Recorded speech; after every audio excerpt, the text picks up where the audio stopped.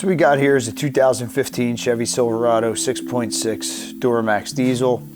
In diagnosing the car, we got these codes here. We got a P16A8 and then we have a P16A8 and then we have a P16AB. So our diagnostics led us to, we have a bad air intake heater, which is located right at the throttle body of the engine of this car.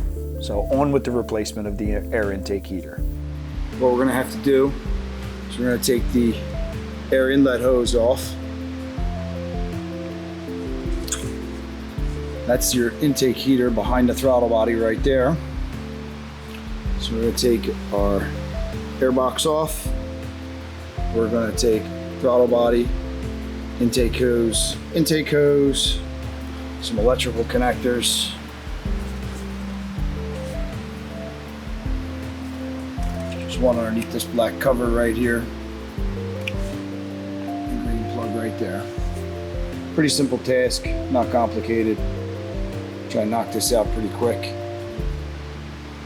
That's what we got.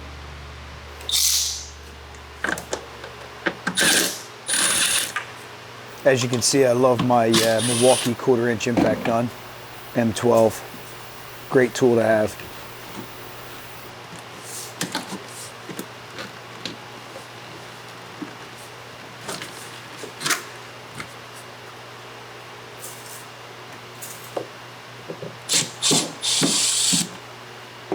Screw missing right here. A lot of times servicing vehicles, it's common to see things missing. Hopefully you can get it, replace it, and bring the car back to factory.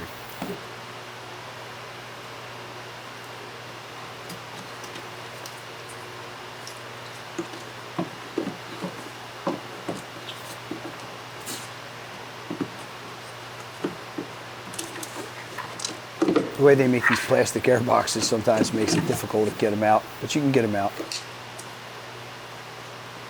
Preferred method for removing electrical plugs is my little pocket screwdriver, which is a little Craftsman screwdriver I've had for many years.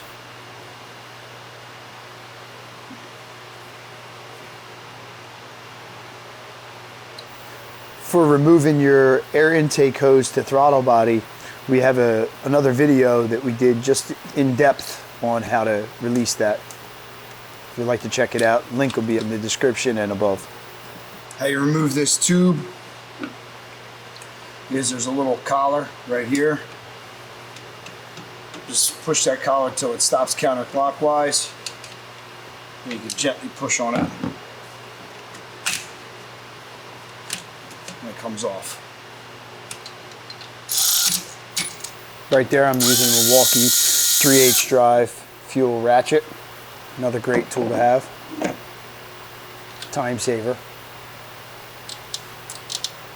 It's nice not having the air hoses. For anybody diagnosing this, just a quick tip. I don't disconnect the batteries on most jobs. You know you're supposed to, they tell you you're supposed to, but I don't. On this power wire is live all the time, right here.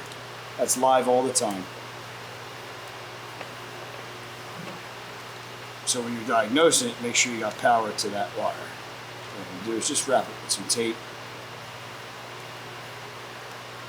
while I'm working, so just in case it decides it wants to flop into our way.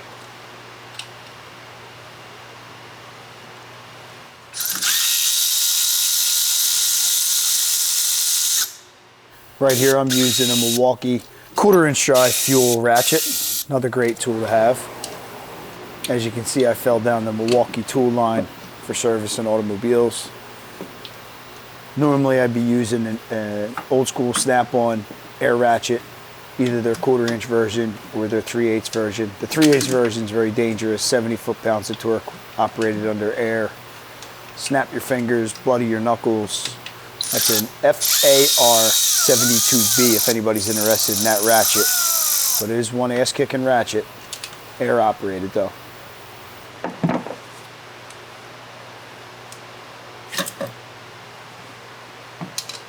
Got our new part here.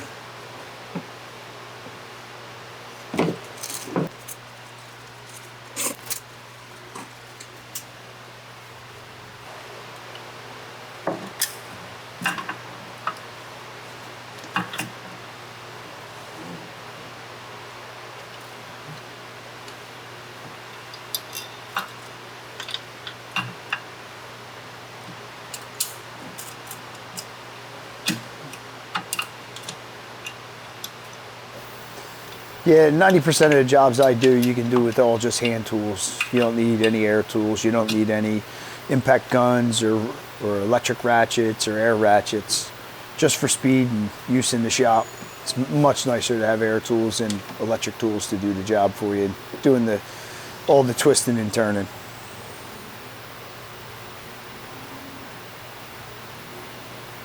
They're an added luxury to the repairing cars. One big advantage to having those tools is you gain time and speed. So if you happen to have to do the job twice because of a defective part, you might have saved yourself a couple of minutes here, a couple of minutes there. It adds up over the week. So you can afford to do one or two jobs, you know, from a defective part. Don't bite you too much. Try to save time where you can and optimize.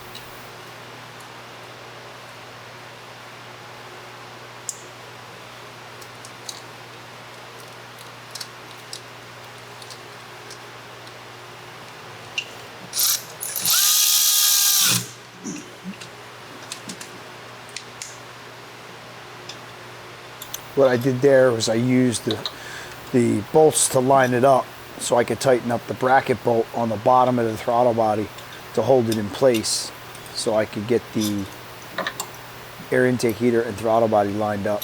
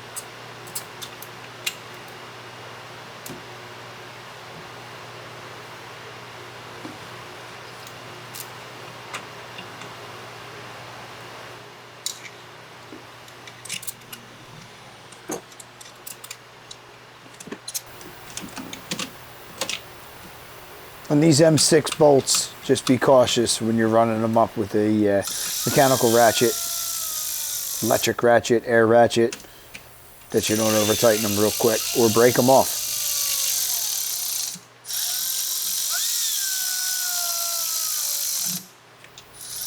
Nine times out of 10, I double check everything by hand after I'm done.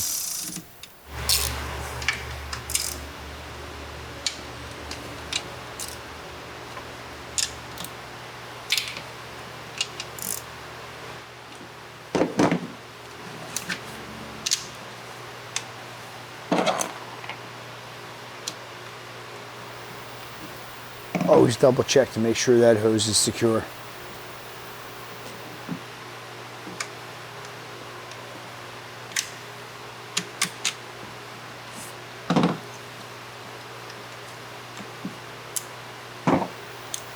And don't forget to reconnect your positive post to the air intake heater.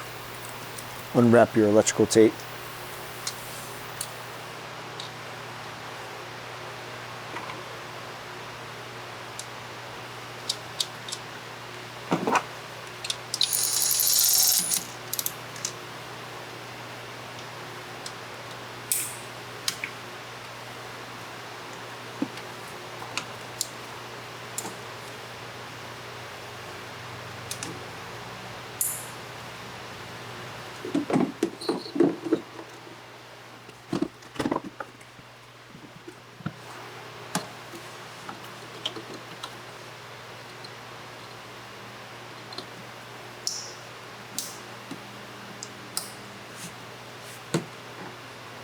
I'm going to replace that screw that's missing. We didn't know we needed it when we diagnosed the job.